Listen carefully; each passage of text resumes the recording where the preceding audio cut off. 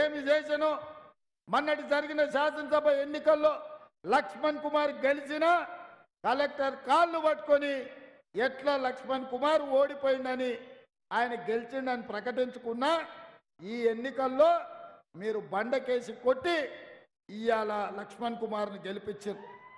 ఏ దిక్కులేనోనికి ఏ దిక్కులేని వాళ్ళకు అక్కమొగుడే దిక్కు అని ఎవరో పెద్దలు అన్నారు. ఇవాళ టీఆర్ఎస్కు నిలబడేటోడు లేక మన ధర్మపురి ప్రజలు తిరస్కరించి ఓడగొట్టిన కొప్పుల ఈశ్వర్ని ఈరోజు ఎంపీ అభ్యర్థిగా నిలబడ్డారు. 25 ఏళ్ల నుంచి దాదాపుగా మీరు చూస్తూనే ఉన్నారు ఆయన వ్యవహార శైలి, ఆయన విధి విధానాలు. కాబట్టి ఇవాళ బీఆర్ఎస్కు కొప్పుల ఈశ్వర్కు ఈ ఎన్నికల్లో నిలబడడానికి నైతిక హక్కు లేదు. బీఆర్ఎస్కు ఓటు అడిగే నిజాయితీ లేదు.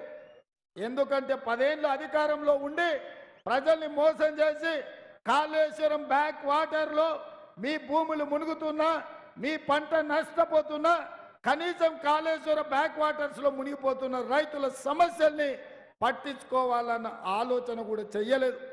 సింగరేణి బొగ్గు గనులను నరేంద్ర మోడీ ప్రైవేటీకరణ చేసి ఈరోజు సింగరేణి సంస్థని సంపేద్దామని చూస్తుంటే ఇక్కడున్న బొగ్గు గనులను ప్రైవేటు టెండర్లు పిలిచి